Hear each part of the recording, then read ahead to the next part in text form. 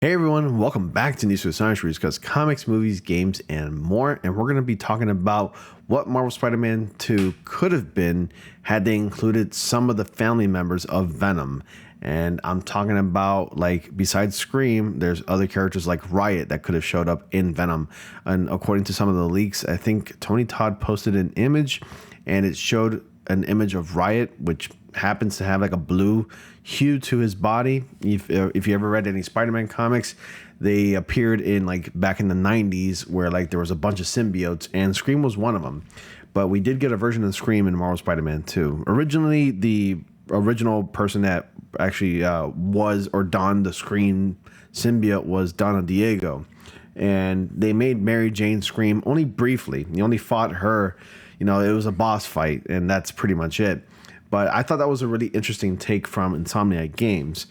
But we're going to go ahead and get into the details. And before I do that, be sure to like, comment, subscribe, and click on the bell notification so you don't miss anything. Join my Discord. Invitation link to that is in the description. Also, follow me on my social media like Twitter and Instagram, for example. And I do photo mode submissions. So if you do play Marvel Spider-Man 2 and you want to submit your best Marvel Spider-Man 2 photo mode submissions, then be sure to send them to me my way. On Twitter, use the hashtag SpideyPhotos. And of course on Discord, go to my Discord and then go to the Spider-Man photo mode submissions channel and post your favorite photos there. So let's go ahead and jump right into it now. Now, this article comes from yahoo.com/entertainment/Spider-Man2 Cut.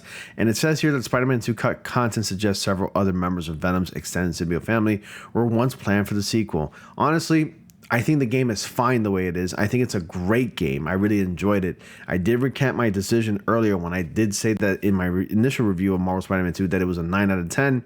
I recanted that decision and I decided to change it to an 8 out of 10 due to the fact that the story in the first game is superior to the second one. That's my opinion. If you think this game is a masterpiece, that's perfectly fine. And if you disagree, that's also okay.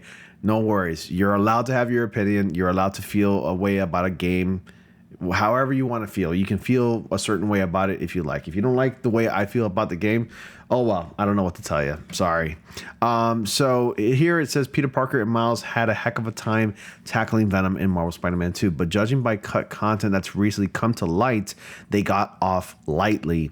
Several images shared on Twitter by Venom Sleuthworm, gleaned from the massive data breach suffered by Insomniac Games last year, appear to show concept that the developer originally planned to include in Spider-Man 2, but for one reason or another, they ended up on the cutting room floor. Even though 2023 was literally last month, the hacks did happen, I think, at the beginning of December, so they could have just said last month. I'm just saying. But it's funny. It's still technically last year, yes. Much of the sequel centers around Venom, but according to the leaked footage, a multitude of other symbiotes were set to make an appearance. One image shows a boss encounter with the monster's symbiote Riot, which Worm says was found on a PC build of Spider-Man 2.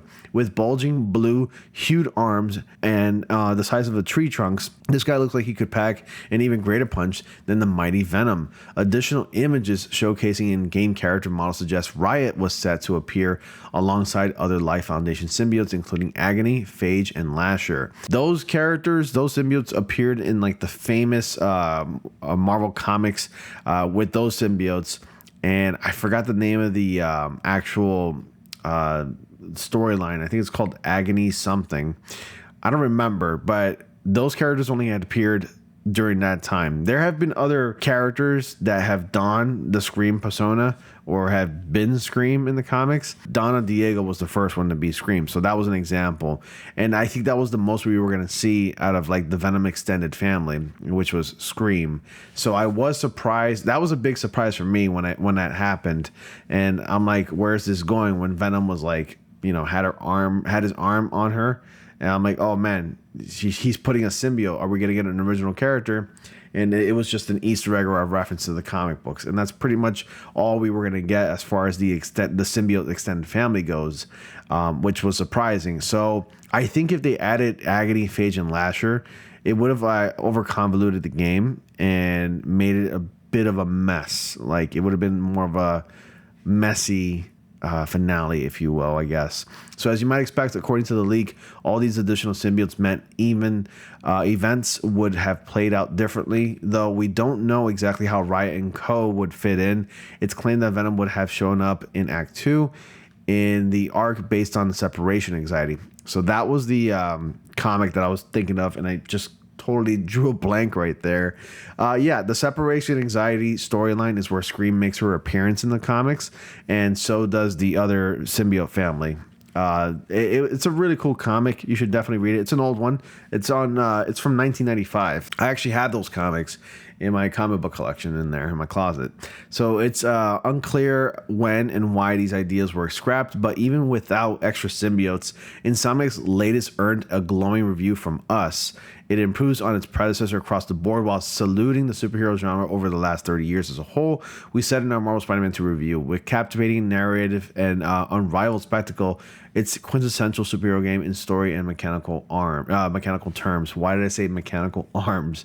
Oh my god, when I see mechanical, I think about the mechanical arms in the game. While I do understand why they feel this way, that the game was a captivating narrative and unrivaled spectacle, I totally disagree with that sentiment, only because, honestly, as amazing as Spider-Man is, and as amazing as Marvel Spider-Man 2 is, because I really love it, I love the game, and it's a lot more fun to play in terms of like combat, swinging mechanics, everything else about it is better than the first one in every way. The only aspect that I just don't think it's better is the story, and that's where I disagree with like the unrivaled spectacle part, or the captivating narrative part. Excuse me. The narrative is actually kind of simple if you really think about it. It's something that everybody can get behind. It's something that I can totally understand. I understand the reasons why the characters are the way they were. I understand why Harry acted the way he did. It's a good story between, about friends, basically, It's a good story about a couple of people having problems with each other and trying to find a balance between being a superhero and having a life. And yes, I guess you can say that in itself is captivating in some way, but I think what the first one did so well that the second one didn't do as well was that the first one felt even more personable, whereas the second one had a lot of distractions going on here and there between a multitude of characters, if you know what I'm saying. I would have to make another video to explain that a little bit more, but I feel like with the first one, it was solely focused on Peter and his issues that he's having, with money, and of course with Doc Ock, who ended up becoming the person that Peter didn't think he would become. And, Peter sees this person as like a father figure. He worshiped this man. And that in itself made the story even more personable, because it was solely focused on one person dealing with these problems, these struggles, people and everything else, where in the second one, you got a lot going on. You're playing as two Spider-Men, and Insomniac, once again, delivered a great story, but I just don't think that it's as good as the first one. The first one is just superior to the second one, and that's my opinion. And I've already mentioned that before in other videos, and I stand by that decision. So, as always, guys, what are your thoughts about this? Do you think that if Marvel Spider-Man 2 included Agony, Phage, and Lasher in the sequel, you think it would have been a little bit over convoluted, or you think it would have been fine? Do you wish to see those characters make an appearance in perhaps Marvel Spider-Man 3, assuming that Carnage would also be one of the main villains in the threequel? You let me know your thoughts down below. Post your best comments and theories down below. I like to read them. And as always, guys, thank you all so much for watching. Be sure to like, comment, subscribe, and click on the bell notification so you all don't miss anything. Dislike the video if you did, and I will see you all in the next comic panel.